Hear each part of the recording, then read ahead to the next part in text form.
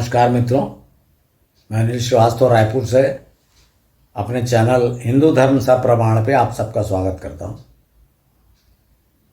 मित्रों, जो ये हम महाभारत की कथा देख रहे हैं अभी लगातार, इसमें मैं आपसे ये प्रयत्न कर रहा हूँ कि आपको वास्तविकता ज्ञात हो। मेरा ना तो ये प्रयत्न है कि जैसा इसकी जो अजीब टाइप के जो उदाहरण, चमत्कार, पाखंड को दिखा के इनको आपकी दृष्टि में गिराऊं, न ये प्रयत्न है कि नहीं सब बहुत बड़े आदमी थे। मैं आपको वास्तविक घटना क्या है वो बताने की प्रयत्न कर रहा हूँ। मेरी पूरी कोशिश है और जो डिस्कशन, लॉजिक, तर्क सब करके कि जो सही होगा उसको ही मैं रखने की कोशिश कर रहा हूँ। जो मेरे चैनल का उद्देश्य है कि सप्रमाण, प्रमाण क्या है वो आपके सामने होना चाहिए। तो पिछले एपिसोड में मैंने आपको बताया था कि ये जो बालक थे, 5 पांडव और 100 कौरव, इनको जो पहले गुरु मिले कृपाचार्य और फिर द्रोणाचार्य, ये कैसे मिले और कौन थे, इनके बारे में विस्तार से बताया। अब देखिए, बालकों की शिक्षा दीक्षा प्रारंभ हो गई। तो अब क्या हुआ, देखिए ये कई वर्ष शिक्षा चली और कई वर्ष चली, शिक्षा पूर्ण होने भी आ गई। द्रोणाचार्य जी ने सोचा कि भाई अब शिक्षा तो पूर्ण हो गई उनकी दृष्टि में, तो परीक्षा ले ली जाए।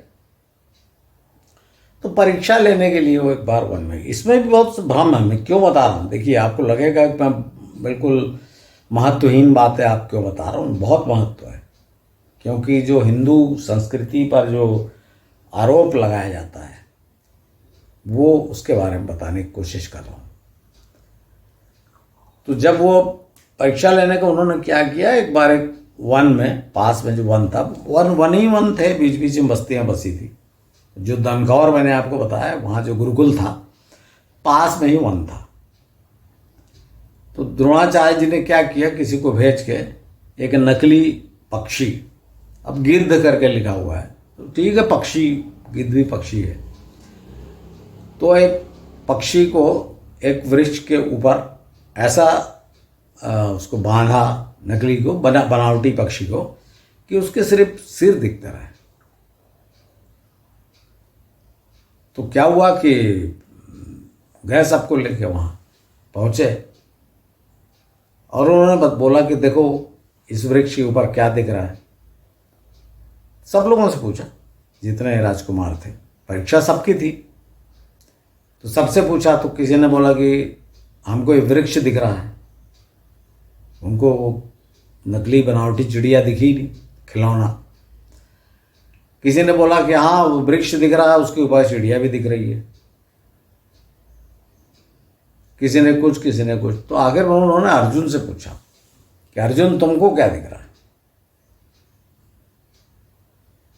बोला गुरुदेव मेरे को सिर्फ उस पक्षी का जो बनाया है पक्षी है उसकी आंख दिख रही है, बस मेरा ध्यान उसी पर केंद्रित है।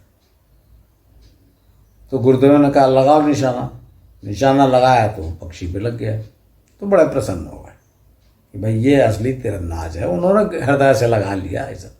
तो ये एक टेस्ट है, इसका कोई बड़ा महत्व तो नहीं है, ये एक टेस्ट है कि हाँ भाई अब ये लोग पक्के हो गए। तो इसी तरह के और भी टेस्ट लिए होंगे, मैं ये नहीं बता रहा हूँ, एक उदाहरण के लिए बता रहा हूँ।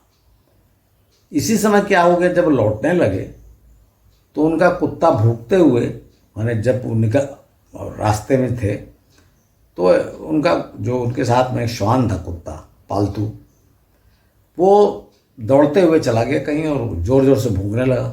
थोड़ी देर बाद उसकी आवाज़ बंद हो गई और वो आया तो उसका जो मुंह था वो तीरों से भरा हुआ था, पूरा मुंह। तो सब लोग बड़ा आश्चर्य करने लगे कि बाणों से इसका मुंह भर गया है और उससे चोट नहीं लगी।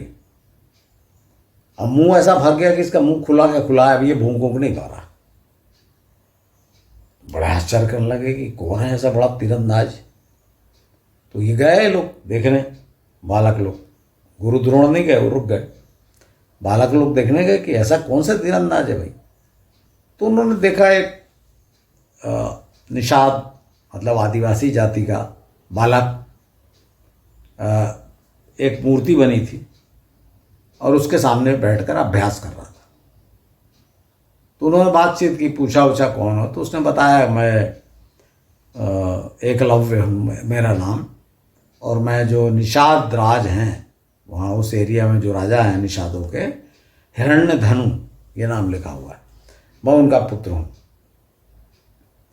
अब महाभारत में क्या लिखा है देखिए, महाभारत में लिखा हुआ है कि, खैर मैं आपको बात बताता हूँ, जब एनालिसिस करूँगा तो बताऊँगा।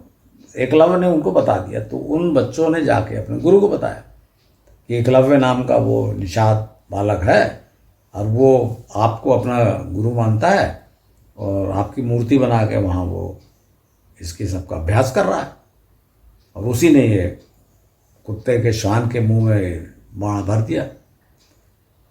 तो गुरु देखने गए, लेकिन इस बीच में अर्जुन ने उनको पकड़ लिया कि गुरुदेव आप तो बोलते हैं कि मैं सर्वश्रेष्ठ धनुर्धर हूँ विश्व का, तो ये तो जैसा जिसने इस कुत्ते को किया है एकलव्य ने, मैं तो नहीं कर सकता ऐसा।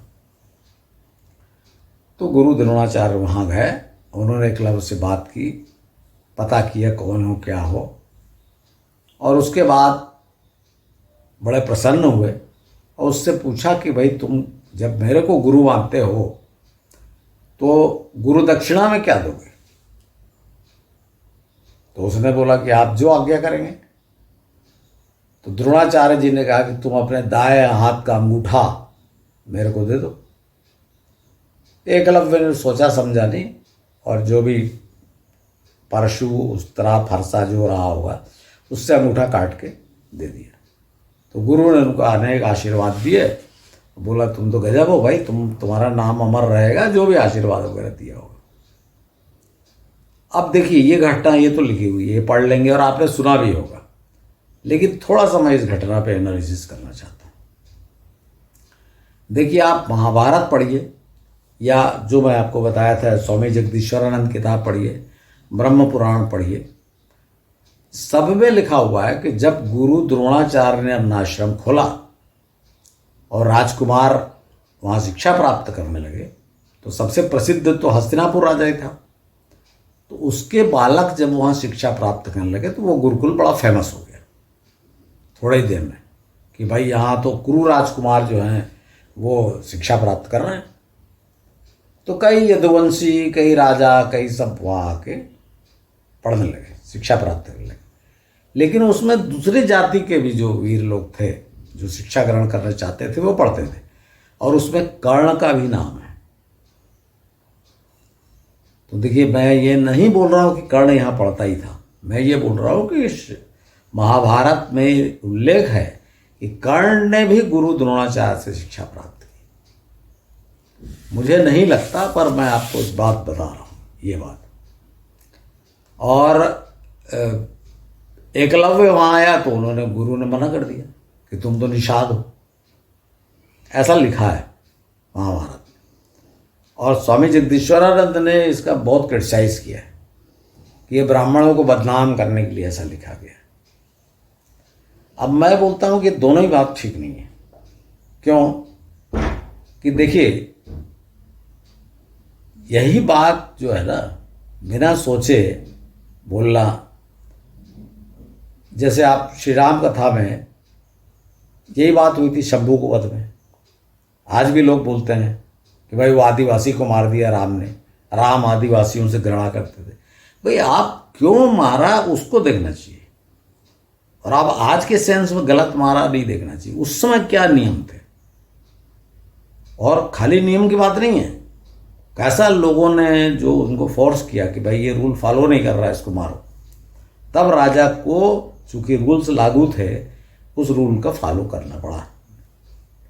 वैसे ही यहाँ पर हुआ कि यहाँ क्या हुआ कि देखिए फिर वो वाली बात नहीं कि एकलव्य को आदिवासी गंगूठा काट ले वाली बात नहीं।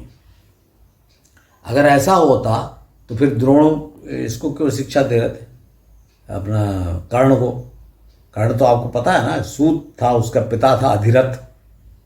सूत नहीं था कर्ण, कर्ण कुंती पुत्र था, लेकिन सूत ने पाला था बचपन से उसको। जब कुंती ने बहा दिया था तो तो वो सूतपुत्र ही कहा जाता था। और इसमें तो महाभारत में लिखा हुआ है कि सूतो वा सूत पुत्रो वा। अर्जुन ने जब मना किया था ना कि मैं सूत और सूत के पुत्रों से कोई युद्ध नहीं करूंगा, मैं क्षत्रियों से करूंगा। तो जब ये स्थिति थी तो एकलव्य को कैसे मना कर सकते थे? एक तो बात ये गलत है। अब दूसरी बात ये है कि जब वो जो भी कारण होगा, एकलव्य राजकुमार आदिवासी था, निषाद का पुत्र था, स्वयं नहीं गया होगा वहां, लेकिन गुरु का बना के खूब मन लगा के प्रैक्टिस करता था। तो जब अर्जुन ने कहा गुरु से कि आपने तो कहा था कि सर्वश्रेष्ठ धनुर्धर इस विश्व में तुम ही हो, तो ये तो बड़ा धनुर्धर है मेरे से, तब गुरु ने ये वाला काम कनिंगनेस, चतुराई ये किया कि अंगूठा कटवा दिया, जिससे अब अंगूठा नहीं रहेगा तो ये बड़ा तीरंदाज कैसे बनेगा। लेकिन मित्रों, मैं एक बात बता देना चाहता हूं, आगे भी वर्णन है कि बाद में एकलव्य बड़ा तीरंदाज बना और निषादों का राजा बना, और उसने महाभारत युद्ध में भाग लिया दुर्योधन की तरफ से। ये बात इसलिए ये सब चीजें देखते चलिए कि किसने किसकी तरफ से भाग लिया, क्यों। उसने दुर्योधन की तरफ से भाग लिया महाभारत में, कौरव पक्ष की ओर से। इस बात को आप ध्यान रखिएगा और उस चक्कर मत पड़िए कि वो निषाद था। इस निषाद था से मतलब नहीं है, क्योंकि वो अर्जुन से बड़ा तीरंदाज था और गुरु द्रोण चाहते थे कि मेरा जो शिष्य है वो बड़ा तीरंदाज रहे, इसलिए उसका अंगूठा कटवाया था। उसमें निषाद नहीं हो, ब्राह्मण भी होता, कुछ भी होता तो भी कटवा देते, ये कहने का मतलब। तो ये तो एक घटना हो गई। अब गुरु द्रोण पहुंचे हस्तिनापुर अपने सब शिष्यों को लेकर, और उन्होंने धृतराष्ट्र से कहा, जो राजा थे उस समय,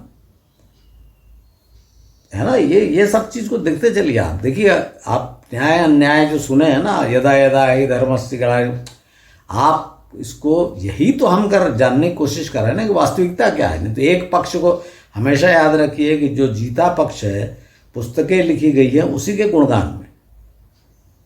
जैसे सिकंदर जीत के गया तो उसके गुणगान में हिस्ट्री लिख दी कि पोरस को बंदी बनाया, पोरस के बारे में लिखा ही नहीं, ऐसा दिखाया बंदी बना के ले आया। आगे आपको डिस्कशन ही नहीं कि भाई वो भागा क्यों फिर सिकंदर। वैसे ही हाल यहाँ है, जो जीता है उसके बारे में लिख दिया कि बड़े धार्मिक थे, बड़े धर्म। कोई धार्मिक नहीं था, दोनों ही तरफ छल कपट सब हुए, उसको आप देखते चलिए कैसे। और इसका शिकार दूसरे लोग ज़्यादा हुए, मतलब जो मेन लड़ने वाले नहीं थे, उनकी तरफ से जुड़ रहे थे, उनको ज़्यादा अन्याय झेलना पड़ा। तो मैं आपको बता, जब वो पहुँचे गुरु और उन्होंने धृतराष्ट्र की आज्ञा मांगी, भीष्म की भी आज्ञा मांगी कि भाई मेरे राजकुमारों की शिक्षा पूर्ण हो चुकी है और आप लोग आज्ञा दें, परमिशन दें कि उन सब का प्रदर्शन किया जाए आप लोग के सामने। तो धृतराष्ट्र ने तो बड़ा दुख प्रकट किया कि मैं अपने पुत्रों का बहादुरी देख नहीं पाऊंगा, लेकिन फिर भी बाकी लोग देखेंगे, मेरे को बताएंगे, तो आप करिए। और विदुर को आज्ञा दे दी कि भाई जैसा ये बोल रहे हैं सब अरेंजमेंट कर दो। तो एक बड़ा ऊंचा मंच बनाया गया जहाँ पूरी पब्लिक हस्तिनापुर की आई और प्रदर्शन करने लगे। और यहाँ सर्वश्रेष्ठ, जैसा कि आपको बताया हमने, सभी लोगों ने किया। जो गदा का एक्सपर्ट था, जैसे भीम और दुर्योधन गदा के एक्सपर्ट थे, तो उन्होंने गदा संचालन दिखाया अपना। तो जो जिसका था, जैसे भाला फेंक, भाला को उसमें तोमर फेंकने की जो चीज़, तोमर, प्रास मतलब फेंकने वाली चीज़, ऐसा बहुत सारी चीज़ बताया। जो जिसमें पारंगत था वो उसको बताया, प्रदर्शन किया, सब लोग वाह वाह कर उठे। आखिरी में जब अर्जुन का प्रदर्शन हुआ तो वो सर्वश्रेष्ठ रहा और माना गया कि भाई अर्जुन ही सबसे बड़ा योद्धा है। लेकिन उसी समय किसी ने भीड़ में से उसको चैलेंज किया, अर्जुन को, कि अर्जुन मेरे से लड़के बताओ। तो जब ये चारों तरफ घोषणा हो रही थी और जय जयकार अर्जुन का गूंज रहा था, उसी समय का वहाँ जाइए चैलेंज कि भाई अर्जुन जितना जानता है मैं उतना जानता ही हूँ और उससे अच्छा कर सकता हूँ। तो सब देखने लगे। तो देखा है कि भाई कर्ण का प्रवेश हुआ। अब देखिए यहाँ पर मैं आपको वो बात बता रहा हूँ कि अगर कर्ण का प्रवेश हुआ और उसको किसी ने नहीं पहचाना तो ये कैसे संभव। फिर वही बात आ जाएगी भाई वो द्रोण के आश्रम में पढ़ता था, मैं आपको पहले बता चुका हूँ। लेकिन ये भी संभव है कि कुछ दिन पढ़ के चला गया। दोनों बातें संभव है, क्योंकि कर्ण के बारे में भी ये बताया गया है कि कर्ण भी परशुराम से शिक्षा प्राप्त किए थे। परशुराम से या दुर्वासा से, किसी परशुराम से शिक्षा। उनको श्राप मिला था ना कि तुम वो, उनको पता लगा था कि सिर्फ दुर्वासा ऋषि का शायद था कि भाई वो सिर्फ ब्राह्मण को शिक्षा देते हैं शस्त्रों की। तो परशुराम ये कर्ण बोले मैं कैसे, तो ये ब्राह्मण बन के चले गए थे वहाँ। जब इन्होंने सीखा तो बाद में श्राप मिल गया जब पता लगा। तो ऐसी कई कहानियाँ हैं, कहानियों छोड़िए, मतलब हुआ कि बाद में जो घटना घटी उसको कहानी बना के जोड़ दिया। बट यह है कि कर्ण ने दूसरे गुरु से शिक्षा प्राप्त की थी, यह है कहने का मतलब। तो जब यहाँ कर्ण ने चैलेंज किया और जय जयकार होने लगी तो उनसे पूछा गया कि भाई तुम कहीं के राज, देखा भाई ये बड़ा ओजस्वी तेजस्वी व्यक्तित्व वाला व्यक्ति है और उसने प्रदर्शन किया, उसको अनुमति दी गई, उसने तरह तरह प्रदर्शन किए, जैसा अर्जुन ने जो प्रदर्शन किए थे उससे अच्छा ही किया। तो वो पूछा कि भाई आप कौन हो, कहाँ के राजा हो। तो दुर्योधन तो चिढ़ता ही था इन लोगों से। तो जब उसने देखा कि भाई कर्ण ने मुंह लटका लिया क्योंकि राजा तो कहीं था नहीं, तो उसने अर्जुन ने कहा, सॉरी दुर्योधन ने कहा कि भाई ये क्षत्रियों की बहादुरी की परीक्षा है, ये राजा की नहीं है। और फिर भी आप लोग बोलते हो कि राजा का होना जरूरी है इसमें, तो मैं इनको अंग देश का राजा बनाता हूँ, कर्ण को। और ऐसा कह के तुरंत अपना जो भी टीका ईका किया होगा, तिलक किया होगा। अब लंबा चौड़ा वर्णन है कि वो लाए इतने घड़े, वो सब नहीं था, वो समय नहीं था वहाँ। तो उन्होंने टीका लगा दिया वो मिट्टी का कि तुम राजा हो अंग देश के, और उसको सिंहासन पे बैठा दिया। तो उसी समय क्या हुआ कि वृद्ध व्यक्ति आया कांपते कांपते, और उसको रंगभूमि में खुश हो गए, प्रसन्न हो गए। और उसको देखते ही कर्ण सिंहासन के उठ के दौड़ा और उसके पैरों में पड़ गया। तो भारी वो प्रसन्न हो गया बूढ़ा, और उसको सब पहचानते थे, ये तो अधिरथ है, सूत, इसका मतलब ये सूत पुत्र है कर्ण। तब अलग अलग जगह अलग अलग है। जैसे एक श्लोक मैं आपको दिखा देता हूँ, इसमें लिखा है कि भीम ने कहा कि भाई ये तुम तो सूत हो, जाओ चाबुक आबुक पकड़ो और घोड़ा उड़ा चलाओ, यहाँ कहाँ क्षत्रियों के बीच में लड़ने आ गए। और वो महाभारत को तो आपको बता ही चुका हूँ, अर्जुन ने कहा कि भाई सूतो वा सूत पुत्रो वा, इन लोगों से मैं नहीं लड़ता। जो भी हो, किसने क्या कहा से मतलब इसका बहुत घोर अपमान हुआ। तो दुर्योधन ने बहुत पक्ष लिया कर्ण का और बोला कि बहादुरी की परीक्षा हो रही है ना, जो क्षत्रिय नहीं है वो भी बहादुर अगर है तो क्षत्रियों को उससे लड़ना चाहिए। क्योंकि अगर आप वो क्षत्रिय नहीं है और आप उससे लड़ने से इनकार कर रहे हो, इसका मतलब आप उससे डर रहे हो। ऐसा करके क्रोधित दुर्योधन जो है उसको लेके बाहर निकल चला गया, रंगभूमि से बाहर चला गया कि भाई यहाँ वीरों का सम्मान नहीं है बोल के चला गया लेके। ये दो घटनाएं घटी मित्रों। अब इसमें देखिए, जैसे मैंने आपको एकलव्य वाला बताया था, गांव भी है जहाँ एकलव्य मूर्ति अभी बनी हुई है, द्रोणाचार्य की और एकलव्य की। उसी तरह से ये इनका देखिए कि अंग देश कहाँ था। और जब आप देखेंगे ना, आप इसमें गूगल में देखेंगे कहीं नहीं, तो आपको कंफ्यूजिंग मिलेगा। एक जगह देखिए आप लिखा हुआ है कि जो करनाल है हरियाणा का, उसको अंग देश लिख दिया। लेकिन जब आप महाभारत में स्टडी करेंगे तो आप पाएंगे कि नहीं, करनाल तो हो ही नहीं सकता। फिर कौन सी जगह है? वो है जो आज बिहार का मुंगेर से लेके भागलपुर, ये इलाका, और 16 महाजनपदों में आता था। ये बात आप याद रखिएगा कि 16 महाजनपदों में अंग देश आता था। और इसके अंग देश इसका होने का कारण, 2 कारण हैं, और वो मैं आपको बता चुका हूँ श्री राम कथा में। कि पहला कारण तो ये है कि लक्ष्मण के पुत्र जो अंगद थे उनको यहाँ का राजा बनाया गया था। जब जो 4 भाई थे, श्री राम, लक्ष्मण, भरत, शत्रुघ्न, इनके सबके 2-2 बच्चे थे। तो सबको राम ने कहा था कि भाई अब ये कोई किसी के सेवक नहीं बनेगा, अधीन नहीं, मातहत नहीं रहेगा, सब अपने अपने इंडिपेंडेंट राजा बनेंगे। तब इस अंग देश का राजा अंगद, उसका नाम ही इसलिए पड़ा कि यहाँ पर जो लक्ष्मण का पुत्र था अंगद, उसको यहाँ बनाया गया था। और दूसरा पुत्र आपको बता चुका हूँ, मल्ल जो था वो एक्चुअली चंद्रकेतु था, पहलवान जैसा था, तो उसको मल्ल कहा जाता था। तो मल्ल देश बसाया था उसने। और ये इलाका आपके जो गोरखपुर से नीचे कुशीनगर वाला इलाका, जहाँ भगवान बुद्ध का महानिर्वाण हुआ, तो ये दोनों राज्य लक्ष्मण के बच्चों के थे। ये इसको अंग देश में एक वाल्मीकि रामायण में एक उदाहरण और है कि जब श्री राम लक्ष्मण को लेके जब वो जाते हैं इसको मारने के लिए, ताड़का को मारने विश्वामित्र जी लेके जाते हैं बालकों को।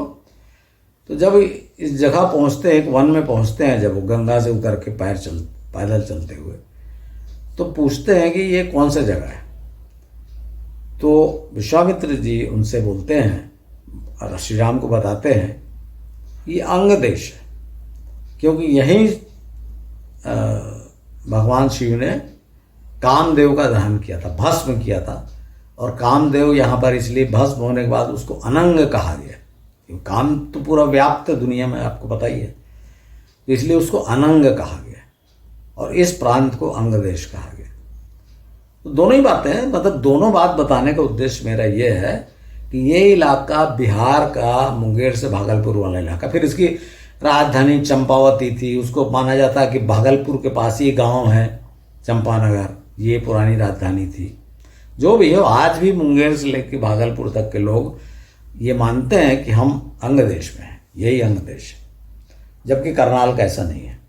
हाँ, ये संभव है कि देखिए अंग देश तो हस्तिनापुर से दूर पड़ जाता था, और आपने हर उदाहरण में देखा होगा कि जो कर्ण था वो तो दुर्योधन के साथ ही रहता था। तो फिर ये संभव नहीं था। तो इसका मतलब उसने कुछ व्यवस्था की थी वहाँ पे, या बीच बीच में जाते होंगे, या जब उनके विवाह वगैरह करके बच्चे अच्छे सब पढ़ना यहाँ रखा होगा, और वे स्वयं करनाल में रहते थे। देखिए, मैं आप कोई भी बात झूठी नहीं होती, आपको सिर्फ एनालिसिस ये करना रहता है कि कहाँ है।